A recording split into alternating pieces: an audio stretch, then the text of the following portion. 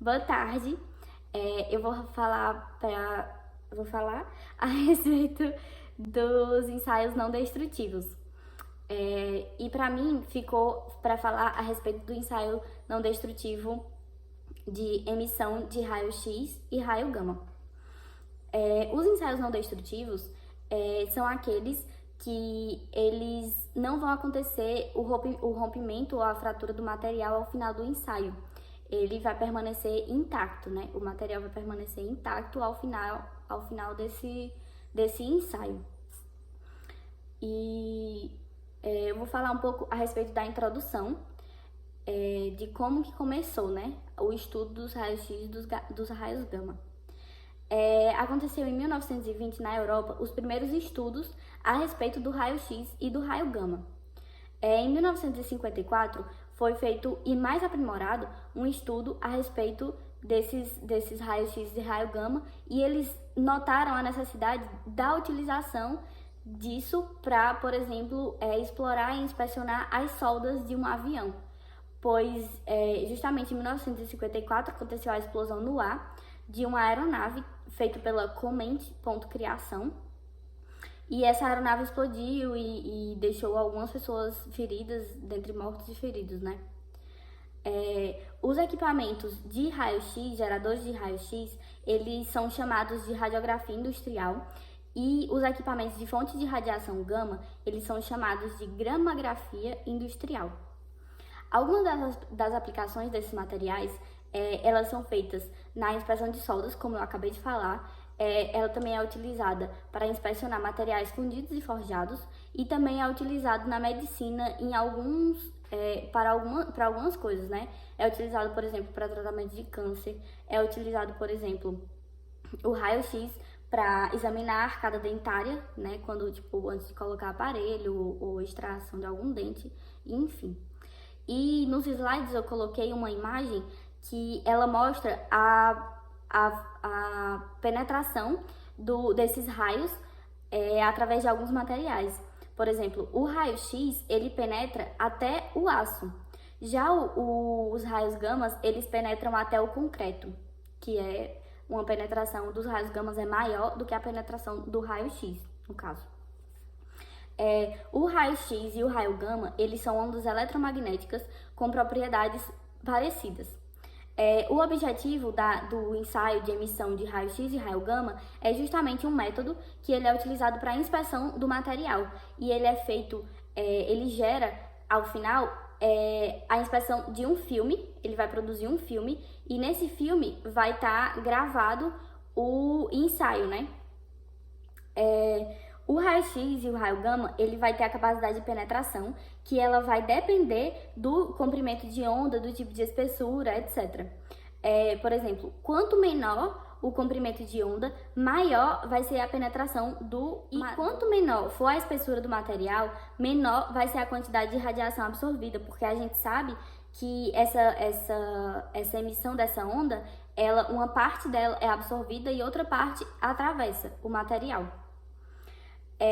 Agora eu vou falar um pouco a respeito da definição do raio-x e do raio gama. O raio-x, ele é gerado através da interação dos elétrons com a matéria. Eu vou falar um pouco mais a respeito disso na metodologia do ensaio. E os raios-x, eles também podem gerar raios-x contínuos. Já os raios gamas, eles são isótopos de alguns elementos. Eles vão ser produzidos com o excesso de elétron, que vai produzir... Porque é assim, os isótopos, quando o núcleo deles estão em desequilíbrio, os nêutrons, eles estão com excesso de nêutrons.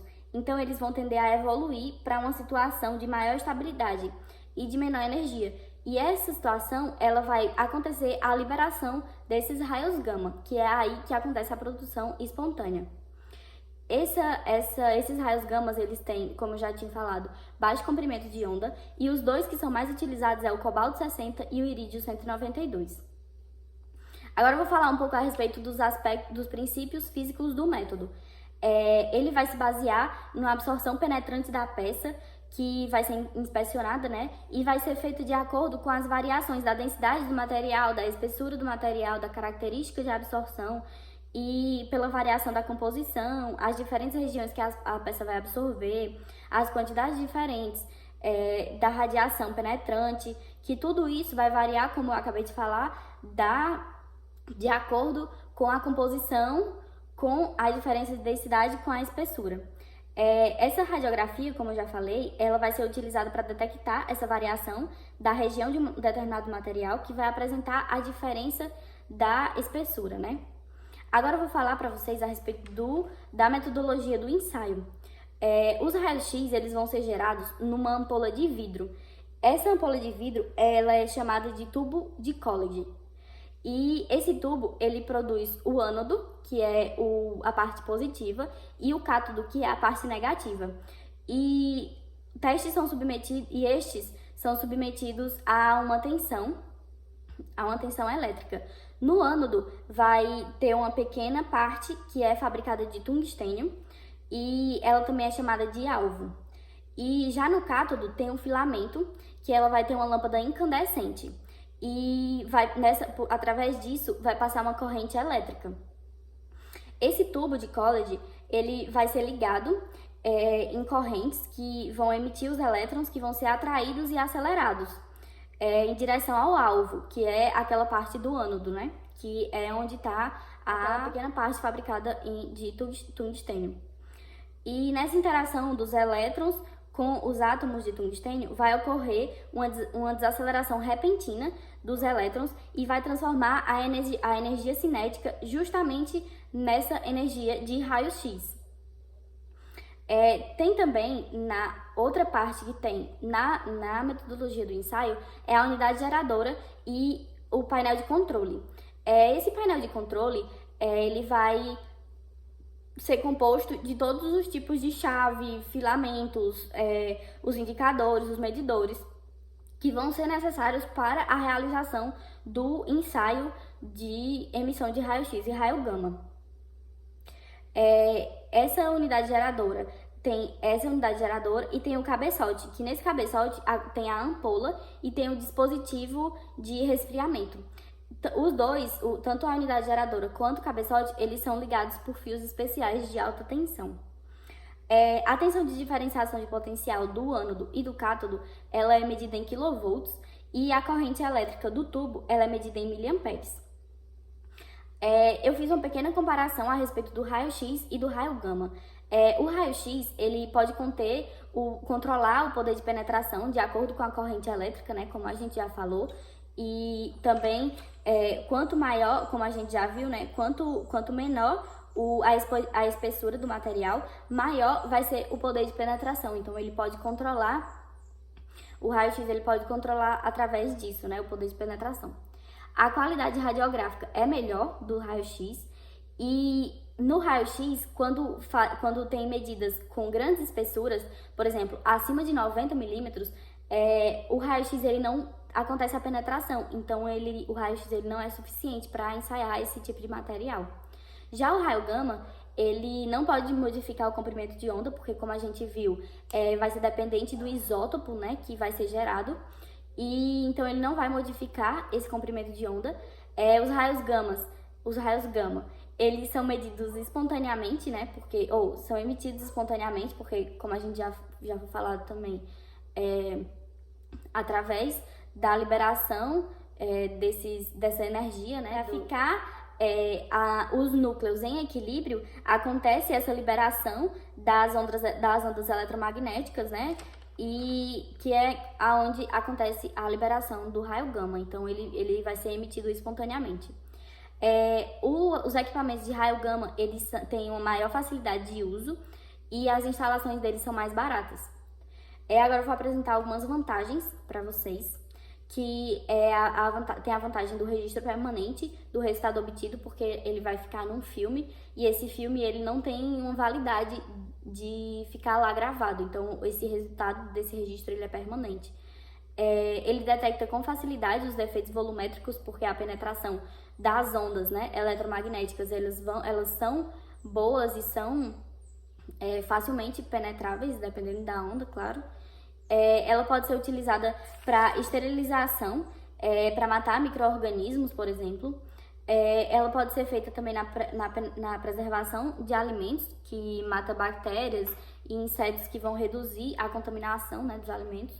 E também são feitas para estudos biológicos, que são, por exemplo, pesquisas de crescimento de plantas.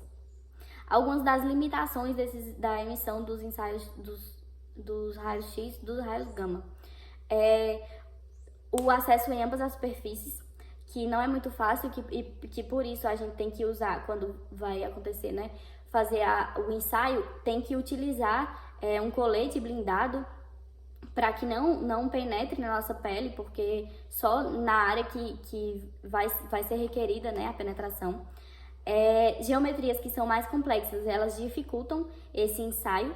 A radiação, ela afeta a saúde, como eu já falei, dos operadores e das pessoas que estão sendo que está sendo feita o ensaio. É necessário interromper trabalhos próximos. O custo desse ensaio, ele é elevado. O ensaio é um ensaio demorado e também para fazer o treinamento desse ensaio também é demorado. Eu vou falar para vocês agora a respeito da norma. Eu encontrei a norma N1595, que é uma norma que ela é da Petrobras, ela é de janeiro de 2004, ela foi feita pela Comissão de Normas Técnicas e ela é uma norma técnica específica para os ensaios não destrutivos, a radiografia. E essa norma técnica, ela tem o objetivo de fixar algumas condições que devem ser utilizadas para esse ensaio não destrutivo, né? Uma delas é a utilização dos filmes, por exemplo, da espessura da panorâmica e da espessura penetrada, da sensibilidade da radiografia. E tem uma parte que ela fala a respeito do filme, né? Como eu já falei, que devem ser utilizados filmes tipo 1 ou então tipo 2. O comprimento desse filme radiográfico, ele deve ser igual ou superior a 152 milímetros. E tem mais algumas coisas que estão sendo detalhadas na norma, né? Que tem, por exemplo, a preparação da superfície do material que vai ser inspecionado,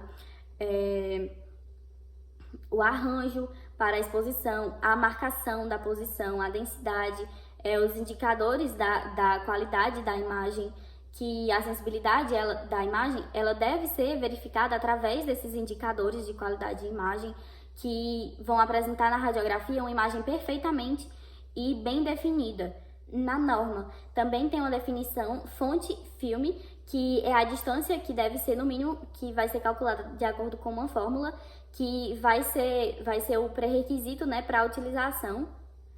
E aí eu trouxe algumas curiosidades que eu não sei se vai dar tempo de apresentar, mas algumas curiosidades de comparação das vantagens e desvantagens dos ensaios não destrutivos. Que, por exemplo, o ensaio do exame radiográfico, ele é um dos, ele e o de ultrassom, é um dos que tem o custo mais alto. O exame radiográfico, ele vai detectar a descontinuidade interna do material. E é isso, muito grata. Nos slides estão as referências de algumas coisas que eu pesquisei. E é isso, gratidão e tudo de bom. Boa tarde.